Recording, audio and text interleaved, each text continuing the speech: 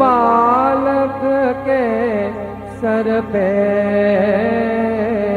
गुरु हाथ रहे तेरा। गुरु ऐसे विनय दे दे, गुणगान करूं तेरा।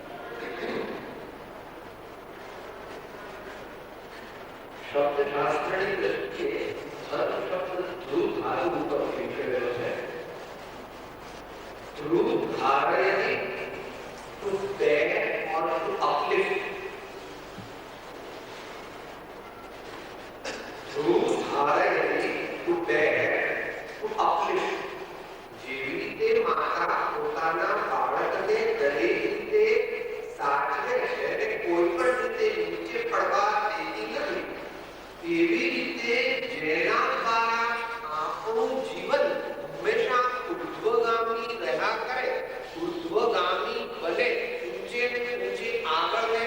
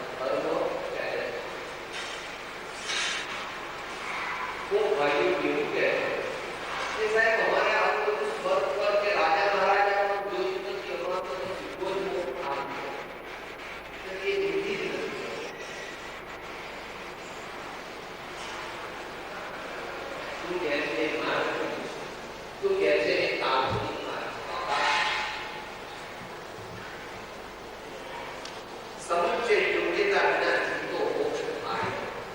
તમારે 3 વર્ષ કેમ કહે છે? તો એમ કરો કે 20 વર્ષ પછી પણ એને કોઈ દિવસ સંપત્તિ પ્રાપ્ત નહીં થાય. બાબો દેવી કરી એમ તો વાંચી રાખે એમ પણ જીવને ધીરજ નથી, જીવને સત્યને અનુસરવું નથી, જીવને એટલો અંતરમાં હજુ વ્યવહારિક સમતાભાવ પણ નથી કે જેથી તે ક્રમનો સ્વીકાર સાહેબ એવા અક્રમ માર્ગ હોય છે. અક્રમ માર્ગ નથી, પ્રાપ્તિ અક્રમ રીતે થઈ પણ એને પણ માર્ગ આરાધેલો છે. આ ભૌતિક દ્રષ્ટિએ તે એના ક્રમને જોયો નથી એટલે તું કહે છે કે સાહેબ અક્રમ માર્ગ છે. એમ કરીને ભરત ચક્રવર્તી કે જનક વિજયનું દ્રષ્ટાંત આપે છે. પણ એ અર્થ ઘટતો નથી. એ ભરત ચક્રવર્તીએ પોતે તે ધર્મની અંતરંગ પ્રક્રિયામાંથી તેઓ પસાર થયેલા છે. વળી તેમનો ને તારો કોઈ પણ રીતે મેળ બેસે એમ છે નહીં. એ આમ છે અને તું આમ છો. કેવું કહો છો સાહેબ? એ પણ પંચેન્દ્રિય સંગી છે તો હું પણ પંચેન્દ્રિય સંગી કે તું ઊંડા સર્કિટ પંચમ કાળમાં ખંડેલો છો. એ તો ચતુર્થ કાળ તું જ્ઞાની જ્ઞાનીનો દીકરો છો અને તેઓ ભગવાન સમજેના તારી પાસે 5-25 કરોડ રૂપિયા ક્યાં ખાતા છે અને તેઓ તો 6 ખંડના અધિપતિ છે. આટલા 60-70 વર્ષ ગયા તો તારા ધર્મની ભૂમિકાનું ઠેકાણું નથી. એ તો ક્ષાયિક સંકેત લઈને ઉતર્યા છે.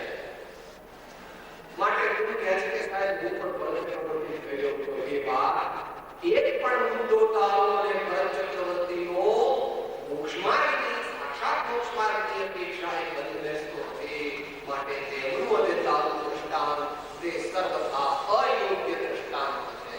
તે તારી કુયુક્તિનું દ્યોતક છે. જ્યારે તું ભરત ચક્રવર્તી જે મોક્ષે જવાનું કહે છે ત્યારે કુયુક્તિના અવલંબન દ્વારા ધર્મ વિરુદ્ધ જીવન જીવીને ભોગાદીમાં લીન થઈને તારે અધોગતિમાં જવાની અંતરમાં રુચિ છે કે નહીં પણ તારે ઘણી વખત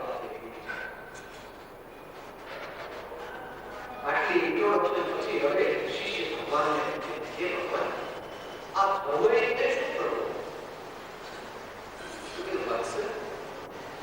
ધર્મ તો બહુ મોટી વસ્તુ છે અને હું તેને કહેવા બેસું તો 2-4-6 વાર મહિને પણ તને સમજણ ન પડે અને 2-3-6 વાર મહિને પણ એ વિષય પૂરો થઈ શકે. પરંતુ તારી અત્યારની યોગ્યતા જોઈને અમે તને ટૂંકમાં કહીએ કે તું સાંભળ અને પછી યોગ્ય યોગ્યનો નિર્ણય કર. ત્યારે જ્ઞાન છે ધર્મ વસ્તુ સ્વભાવ ક્ષમાની ભાવ ચ દર્શય રત્નત્રય ચ ધર્મ જીવાના પ્રશ્નો ધર્મ.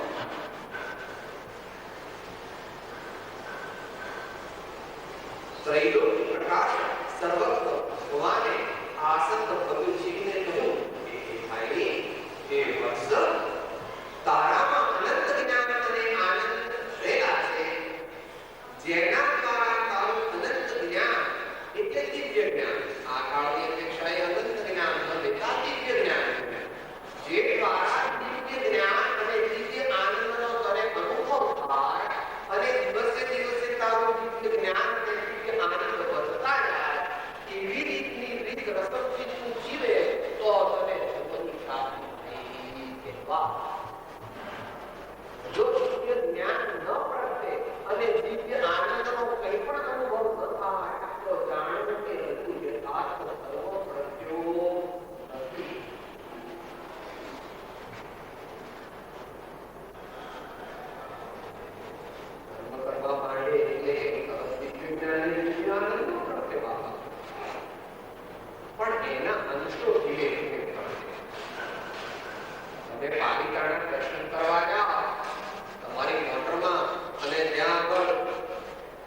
ભાઈ રોજ તમારી ગાડીમાં જતા હતા તો આજુબાજુ પેલા ગુલાબના બગીચા છે તો એ ગુલાબની સુગંધ તો તમને આવે, પણ એ ગુલાબની સુગંધ સાધારણ આવે. જો તમારે ગુલાબની સુગંધી માણવી હોય તો ગાડી ઊભી રાખીને ગુલાબના ફૂલની વાડીમાં જવું જોઈએ અને ત્યાંથી છૂટેલા પછી ગુલાબના ફૂલ હોય અને અજ્ઞાનની તારે જો પછી એ સૂંઘીને મજા માણવી હોય તો પછી સાહેબ મારું મગજ તર થઈ ગયું, શું ગુલાબની સુગંધ છે.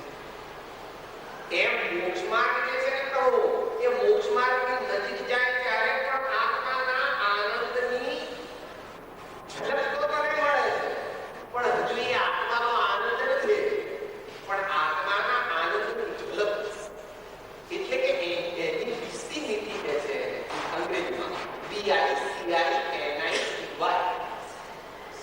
એટલે નજીકતા, પડોશી પણ.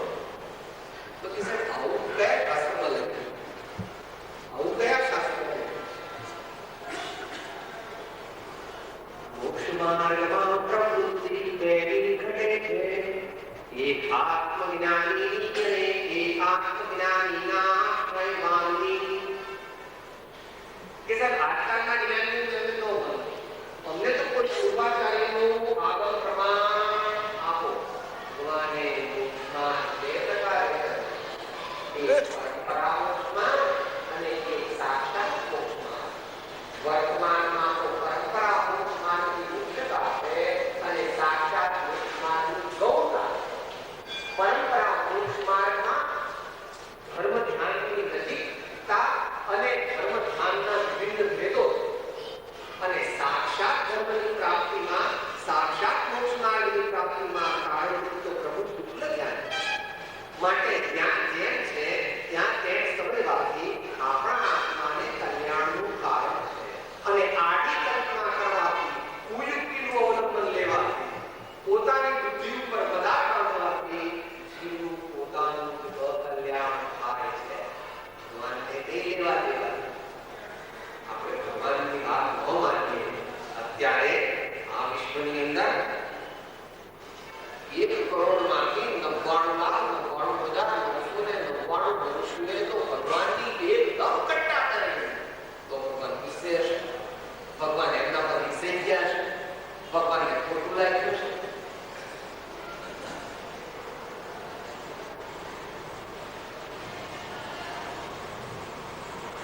તેમના અનંત જ્ઞાન અને અનંત આનંદમાં કાંઈ પણ એટલે પહેલા પ્રમાણે પૂછાયા કે કઈ રીતે મોક્ષ માર્ગમાં પ્રવૃત્તિ કેવી રહે એ આત્મજ્ઞાની તેઓ શૈલી ઉપર આ ચડી ગયા અને એ આત્મજ્ઞાનીના આશ્રયવાનની so they are on the approach road to the highway of salvation.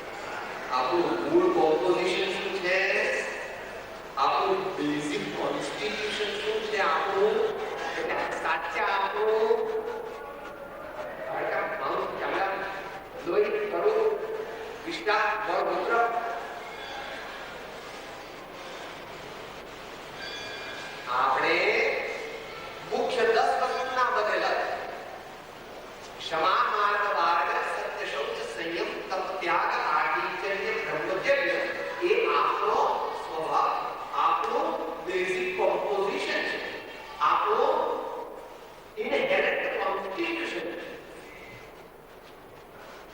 અને એ બધા જે વિભાગો છે એને એક કોમન એડિશન એલિમેન્ટ લાગે છે અને એને જ્ઞાને કો ભાવ અથવા જ્ઞાન સત્તા છે. તમારે નારંગી હોય છે, નારંગી એ નારંગીની અંદર પેલી કેસરી રંગની પેશી હોય અને કેસરી રંગની પેશી ઉપર પેલી ધોળી રંગની પેશી હોય અને ધોળીની ઉપર વળી પાછી પેલી જાડી આપણે શેના બનેલા છે? આત્મા, સરળતા એ બધી અલગ અલગ પેશીઓ છે, પણ એ પેશીને બધી જોડીને એક નારંગી બનાવવાના કોણ છે? એને પકડવા શાસ્ત્રમાં આજ્ઞા કરી છે ભગવાન શ્રી સમય સાથે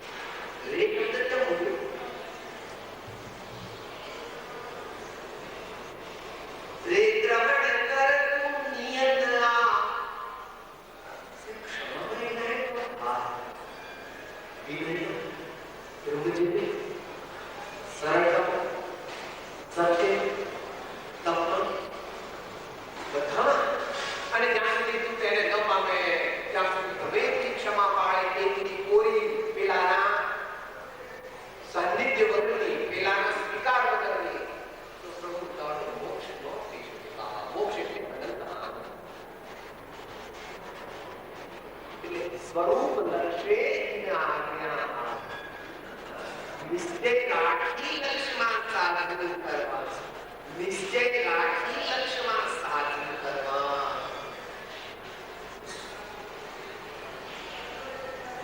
માટે આપણે જીવોએ ક્ષમાનો પ્રયોગ જીવનમાં સર્વ ક્ષેત્રે સર્વકાળે ક્ષમા, સર્વકાળે સર્વ ક્ષેત્રે વિનયને અંતરમાં ભાવ એ પ્રમાણે બાકીના જે ગુણો આપણો સ્વભાવ છે તેને હંમેશા ધારણ કરવાનો નિરંતર ઉદ્યમ કરવો. સાથે સાંજે સવારે બપોરે માર્કેટમાં, બજારમાં, પેઢીમાં, રસોડામાં છોકરાને જવડાવતા, તૈયાર કરતા, બ્રેકફાસ્ટનું પેલું ટિફિન ભરી આપવું ને બાબાને લંચ બોક્સ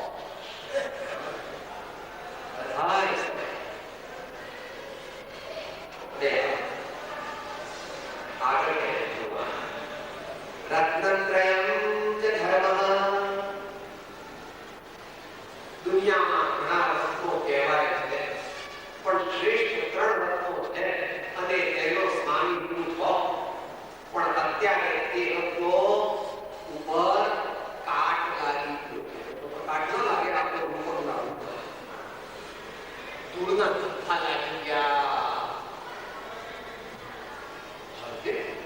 ભાઈ વર્ષ તું તે જે લાગેલી રજ છે એ મેળ છે, એ 3 સ્વરૂપમાં છે.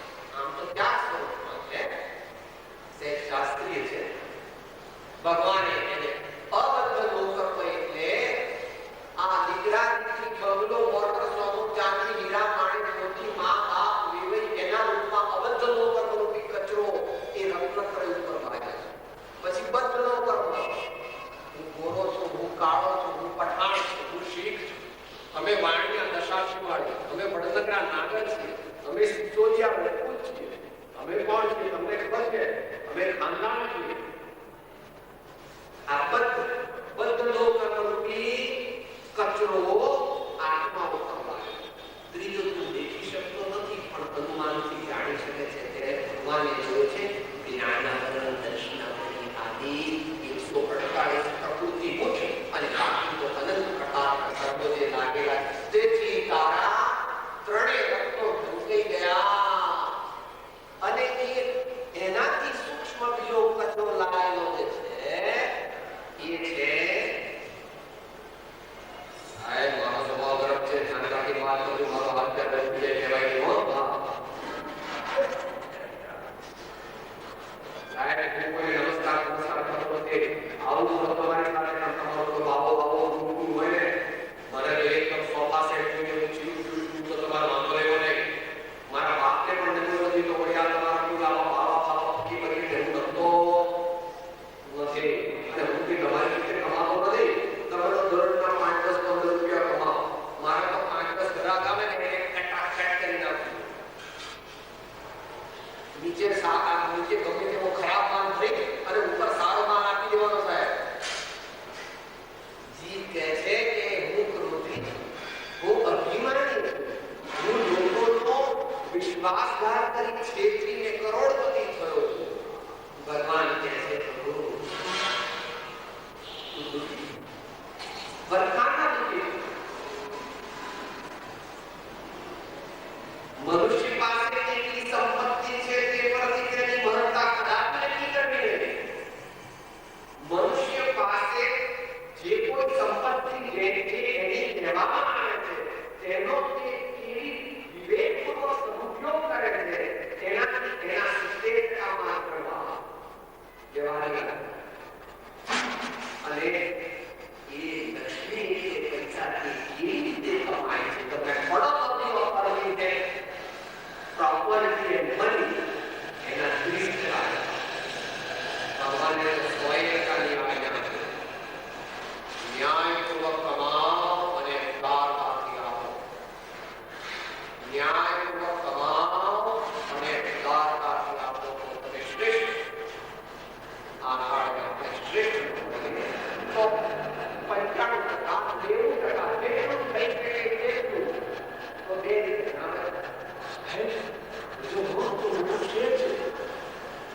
શેષથી જરા પણ પ્રભાવિત ન થવું. કોઈ મનુષ્ય પાસે પૈસા છે તે મોટો નથી પણ એ પૈસા કેવી રીતે એનો ઉપયોગ કરે છે તેનાથી તેની મહત્તા પ્રતિષ્ઠિત છે અને એ કેવી રીતે કમાય છે તેના ઉપર પણ એનો આધાર. હિરણની ચોરી અને સોયનું દાન કરવું તે ભગવાને એની આજ્ઞા કરેલી. તો પેલા ભક્તોની વાત ચાલે છે પ્રભુ તારી શ્રદ્ધાને કરજે બાપા તારું જ્ઞાન છે તેને તું નિર્મળ કરજે અને તારું આચરણ છે તે નિર્મળ કરજે તો તને ધર્મની એટલે સુખની પ્રાપ્તિ થશે તો તને આનંદનો અનુભવ થશે. જે કરો એટલે આવી શુદ્ધિ કરવા માટે અનેક સાધન ભગવાને કહ્યા છે પણ આ કાળે શ્રેષ્ઠ સાધન તે પંચ પરમ ગુરુ અને ગુણિયલ જરૂરી ભક્તિ એ શ્રેષ્ઠ સાધન છે એમ આપણને ગુરુદેવ બે ગુરુદેવ કહે છે. ચિત્ત સંતે પૂજન ફળ કરવો પૂજા અખંડિત કે કપટ રહિત થઈ આત્મ અર્પણા આનંદ ખલ પદ લે કૃષ્ણ પ્રતિરેશ્વર પ્રીતમા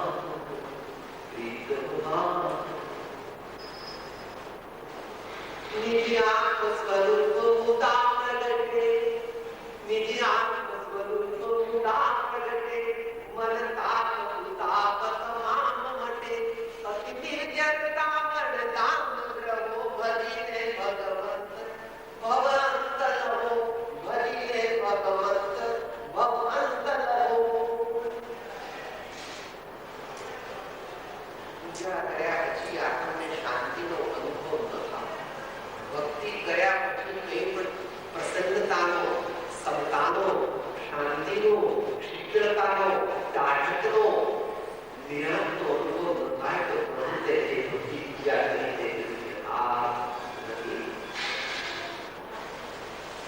ત્રણ પ્રકાર થઈ ગયા. છેલ્લો પ્રકાર ભગવાન કહે છે જીવાનામ રક્ષણો ધર્મ.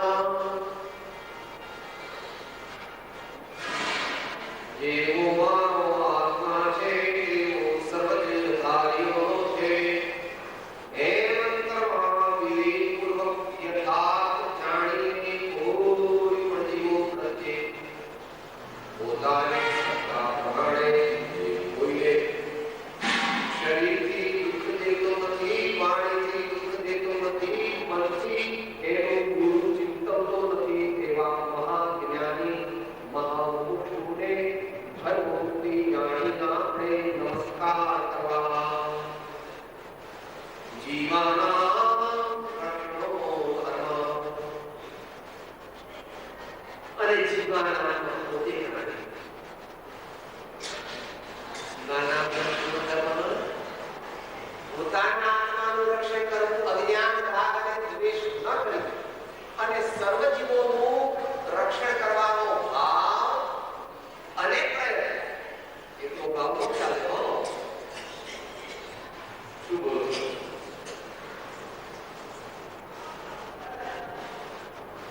મારા કરેલા રસ્તામાં અહોરાત્ર બહુ એક મારી આકાંક્ષા અને વૃત્તિ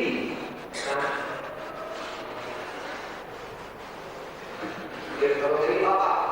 आकांक्षा એટલે શ્રદ્ધા, જ્ઞાન અને વૃત્તિ એટલે આચરણ. કોઈ જીવો દુઃખી હોય અને આપણે વિચારીએ કે ભલે દુઃખી થતા એમના કર્મોનું ફળ છે તો તે તત્વને જાણવું નથી. સાહેબ બધા પોતાના એના કર્મ ભોગવે, અવભોગ કર્મ ભોગવે, એમાં આપણે શું એ તો સાતમા ગુણ સ્થાને અને જ્યારે અનુભવમાં હોય ત્યારે. તે સિવાય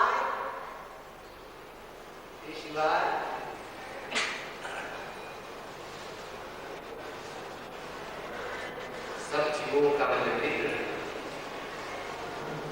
मेरी हैसियत के अनुरूप सब जीवों की हिफाजत मैं करूंगा, हर वक्त करूंगा. तन से मन से वचन.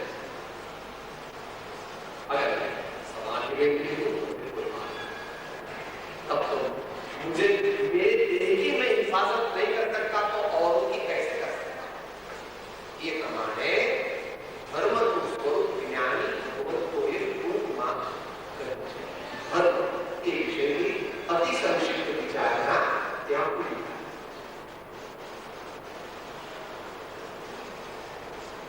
હવે બીજી વાત છે સંપ્રદાય.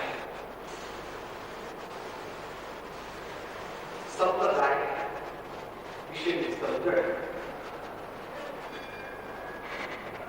ખૂબ મહાપુરુષને પડી શકે.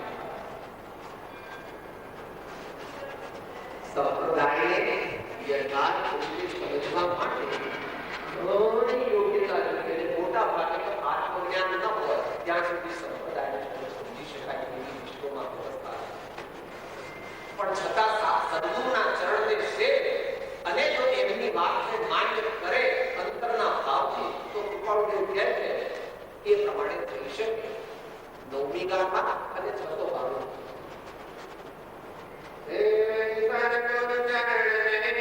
જાગે નહીં પક્ષ પામે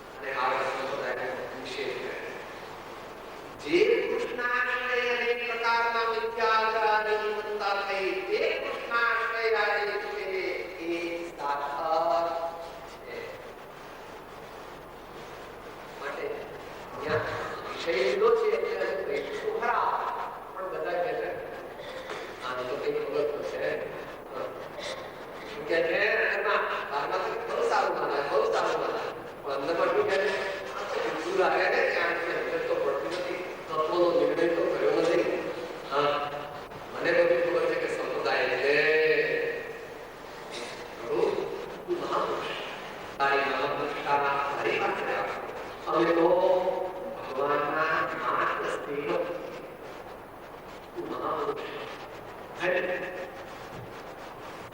તો સૌપ્રથમ મૂળનો સમુદાય પ્રભુ ઉત્તમ વર્તમાન ગયો હતો અને દરેક ધર્મના મૂળ પુરુષોએ તો તેને સમ્યક રૂપેણ પ્રકૃષ્ટ ભાવેન ધર્મં દદાતિ ઇતિ સંપ્રદાય સમ્યક રૂપેણ પ્રકૃષ્ટ ભાવેન ધર્મં દદાતિ ઇતિ સંપ્રદાય જે મહાવીર પ્રભુએ ગૌતમ સ્વામીને આપ્યો એટલે કઈ કામ નથી આપ્યો. આચાર્ય ભગવાને મળે ગુરુદેવની વંદના કરે નિર્મલ જ્ઞાન અને પાંચમી દાદાની ટીકા શ્રી સમયસા આત્મશાળી નિર્મલ જ્ઞાન અંતર નિમગ્ન પરાપર ગુરુ પ્રસાદિત શુદ્ધાર્થ તત્વાનુશાસન જન્મા એટલે મૂળમાં તો જ્ઞાની ભગવંતને સંપ્રદાયનો બહુ સારો અર્થ કર્યો હતો, પરંતુ ત્યાર પછીના જીવો અત્યંત રાગી, દ્વેષી, કલહપ્રિય, વાદ વિવાદવાળા, ઝઘડો કરવાના સ્વભાવવાળા, તીવ્ર કટાઈ, વ્યસન લંપટ અને દરેક પ્રકારે જીવ નીકળ્યા. એટલે દરેક મહાપુરુષના ગયા પછી અથવા તો તેના એના અસ્તિત્વના છેલ્લા ભાગમાં ઝઘડા મારું કહેવાય કે સંતાન નથી, વિતરાગતા નથી, બોધી સમાધિ નથી, આત્મજ્ઞાન નથી. એટલે દુનિયાના પદાર્થોનો માલિક બનવા માંગે. જેને અંતરમાં જ્ઞાન છે તે તો કહે છે જો મેરા है तो जावे नहीं, जो जावे सो मेरा. मेरा है तो जावे नहीं, जो जावे सो मेरा स्वभाव है, उसका मैं मालिक नहीं.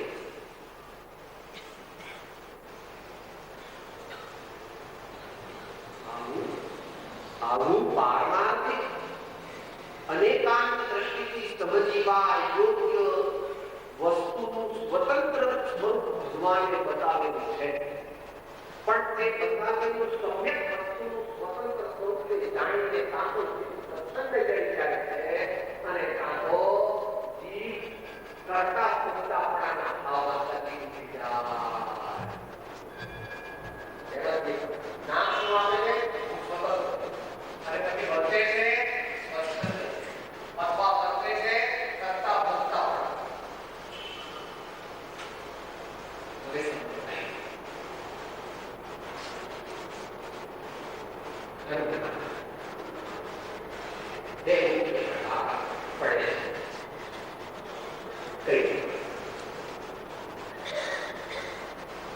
શ્રેષ્ઠ ધર્મ કરવાનો યોગ મનુષ્ય, શ્રેષ્ઠ ધર્મ કરવાનો સમય યોગ એ મનુષ્ય પ્રાણીને વર્તમાન મનોવૈજ્ઞાનિકોએ સાયકોસોમેટિક એન્ટિટી એવું નામ.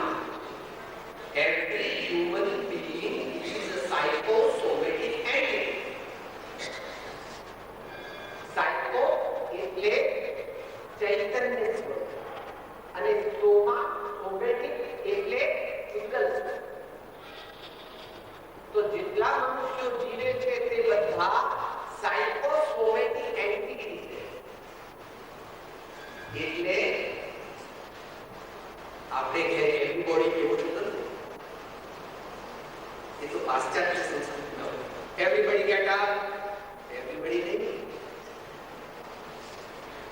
आप खड़े हो जाए, आप सब देख खाली खड़े हो जाए. हमारे घर बॉडी अकेला नहीं है, अंदर में भगवान विद्यमान है. तब तक ये तो ठीक है, और अगर हम चल रहे तो ये तो एकदम गुजरा जाता है, इसको जला देते हैं या काट देते हैं. साइकोसोमेटिक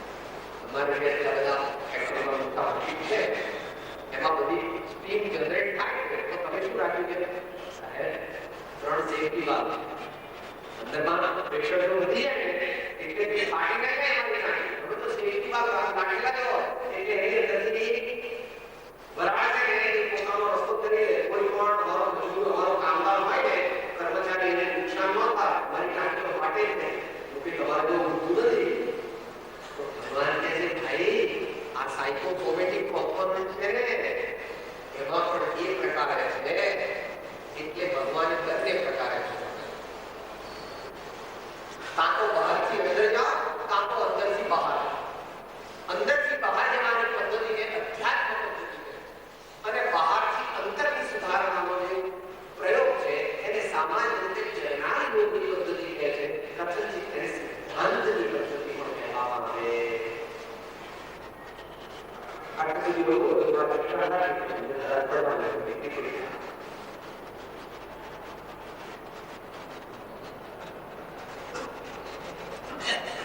ભગવાન સર્વત્ર પ્રભુ આત્માની શુદ્ધિ માટેનું સાધન તપ આત્માની શુદ્ધિનું મુખ્ય કારણ તપ પોતે તપના મહાન ભાર વિભાગ પડે અને તેમાં ઇક્વલ માર્ક્સ આપે છે કઈ દ્રષ્ટિએ સંખ્યાની 6 ભાગ્ય છે 6 અંતર પરંતુ જ્યારે સમય કરે જ્યારે છેલ્લે કન્ક્લુઝન કરે ઉપસંહાર કરે ત્યારે ભગવાન કહે છે બાહ્ય તત્વના ઓછા માર્ક્સ છે અને અંતર તત્વના વધારે એટલે એ તો તમે આધ્યાત્મિક છો ને એટલે તમે આવો રૂપો છો તમે તો આધ્યાત્મિકતાનું ખેંચો છો તમે તમારું ખેંચતા નથી નહીં એનું લોજિક તરફ ભગવાન આપે કારણ કે યોગની પ્રવૃત્તિથી ધર્મ તરફ વળવું તે સાક્ષાત મોક્ષ માર્ગ નથી પરંતુ પરંપરા મોક્ષ માર્ગ છે કારણ કે યોગ અને ઉપયોગ જોડાયેલા હોવા છતાં યોગનું બેઝિક કોન્સ્ટિટ્યુશન પૂજન નહીં છે અને યોગનું બેઝિક કોન્સ્ટિટ્યુશન યોગ પૂજન નહીં છે અને યોગનું બેઝિક કોન્સ્ટિટ્યુશન તે એટલે આત્મા જે બેઝિક કોન્સ્ટિટ્યુશન છે તે ચરિત્ર છે और फिर भी दोनों का संबंध और उस संबंध विविध आचार्यों ने अलग अलग रीति से प्ररूप किया उस संबंध को ज्ञान भगवंतों ने अलग अलग रूप से उसका प्ररूपण किया मगर उसको एकदम आगे ले जाने निर्गत तपोधन मुनीश्वर आचार्य सबसे आगे हालांकि उसका पक्ष नहीं करेंगे हम उसका पक्ष नहीं पक्षपात नहीं करेंगे हमारे सब आचार्य ज्ञानी महाज्ञानी वंदनीय एकदम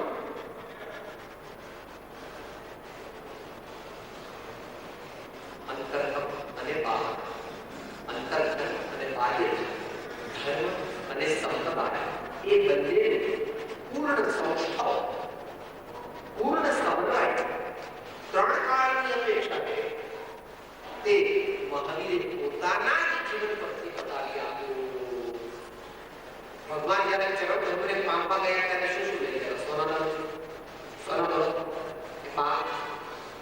ભાઈ બીજું કોઈ બે ચાર રૂપિયા લઈ ગયા ભગવાન સાથે બે ચાર રૂપિયા થોડા લઈ જાય થોડા ચાવલ કદાચ મળે ન મળે શું લઈ જાય ક્યારે છેલ્લી વાત થાય आचार्य यथा जात धरो यथा जात धरो जैसा माता कृष्णा माता ने जन्म दिया वैसे ही महावीर चल पड़ते हैं जंगलनी के लिए जोगी बनी पे चालो से जाए वर्तमान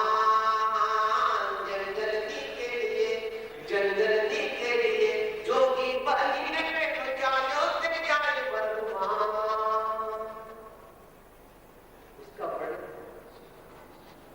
वाणी के द्वारा उनका वर्णन नहीं हो सकता।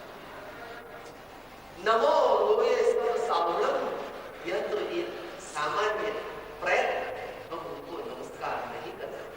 हम जब उनको सच्चा नमस्कार करते हैं तब हमें तभी उनको सच्चा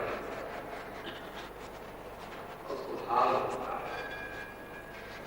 उसको भाव नमस्कार वहां नहीं कर सकते। सब प्रकार 5 साल के समझ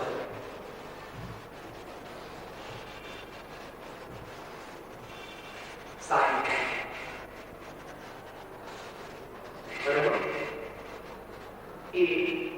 आत्म विकास अंतरंग धर्म એ આત્મવિકાસનું અંતરંગ મૂળ અને સંપ્રદાય તે આત્મવિકાસનું બાહ્ય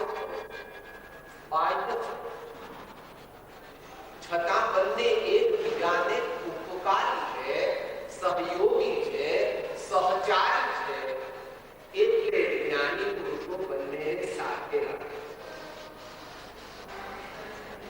બંને સાથે કોઈ પણ તીર્થંકરે પોતાના બાપુજીના મહેલ પર એકલો રૂમ બાંધીને ત્યાં કેવળ જ્ઞાન પ્રગટાવ્યું એવો હજુ સુધી ઇતિહાસ મળતો નથી. કોઈ તીર્થંકર ભગવાને કે સાહેબ આપણે આ જંગલમાં જવું, આ નાગાપુરા રહેવું, આ એક વાર ખાવું, આટલી ઠંડી ગરમી, આ કોઈ અનાર્ય લોકો મળે ને મારે, હવે આપણે કોઈ દિવસ મખમલની ગાદી નીચે પગ મૂક્યો હોય ને કાંટા વાગે, આવું બધું થાય, ખાવાનું કે ઠેકાણું નહીં, એના કરતા બાપની હું મહેલની પર એક મારો રૂમ જુદો બનાવો, હું મૌન લઈ લઉં છું, તમારે મને આટલો ટાઈમ થાય ને એટલે થાળી મૂકી દેવી, તું જમી પછી બાદ તમારે થાળી આપી કેમ રીતે છે એ તો વિકાસ કરે છે. આત્માનો વિકાસ તો એ રીતે કરી શકે છે, પણ પૂર્ણ મોક્ષની જ્યારે પ્રાપ્તિ કરી હોય ત્યારે બાપાકારી પ્રાલિકા વધે. Everything is natural, everything is spontaneous, everything is spontaneous in this life. वो समझना मुश्किल है. मेरी मदद क्या आहार है, क्या विहार है. Everything is spontaneous and why? वो together सहज भी है, सरल भी है, मगर साथी जो कि पुण्य उत्कृष्ट पराकाष्ठा को पा गया, विशिष्ट पुण्यानंदी पुण्य के उदय के बिना 3 काल में किसी भी जीव का मोक्ष नहीं होगा. जिसके वजन नाम समनाली न हो, जिसने एक दफा किसी केवल के पास बोध ग्रहण करके क्षाई सत्य प्रकट न किया हो, इसकी 3 काल 3 लोक में मुक्ति नहीं. क्षाई सत्य वो प्रारंभ क्या था, किसी भी एक के पास हम यहाँ पर जैन पद्धति से बात कर रहे हैं, जो कि सूक्ष्म और वैज्ञानिक आत्म कल्याण की पद्धति है. फिर हमारे पास अच्छी चीजें हैं, उन सबको साथ में लेकर चलना है, क्योंकि इस काल में न क्षाई सत्य प्राप्त होने वाला है, न हमें कैवल्य की बंधन होने वाला. इसलिए बड़ी बड़ी स्थान की बात करना या श्रेणी की बात करना या मुनिपद की बात करना और अपना तो न ज्ञान छोड़ना, न क्रोध घटाना, न दान देना, न कोई शास्त्र धर्म की पालना करना और सिर्फ बात की बात करना, वो तो है मना.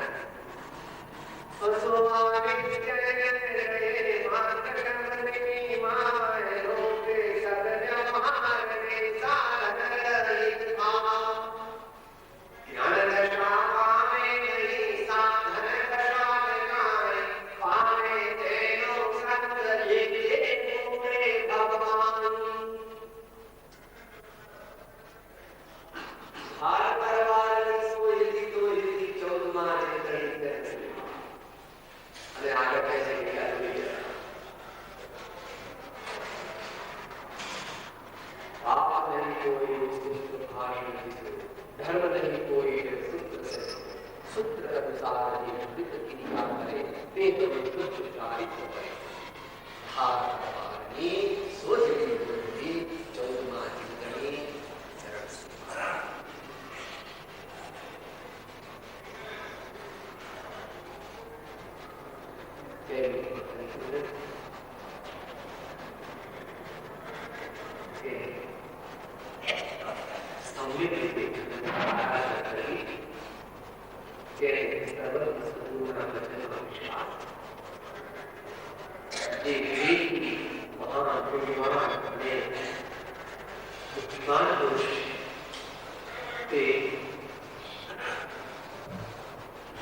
साधु जीवन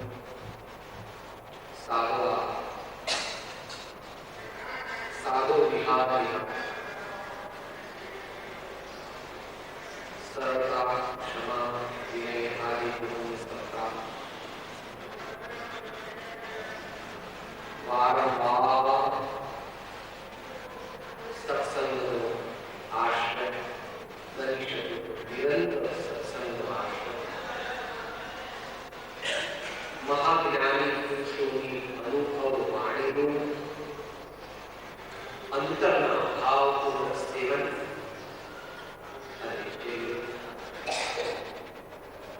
नियमित वक्त से साक्षी सत्य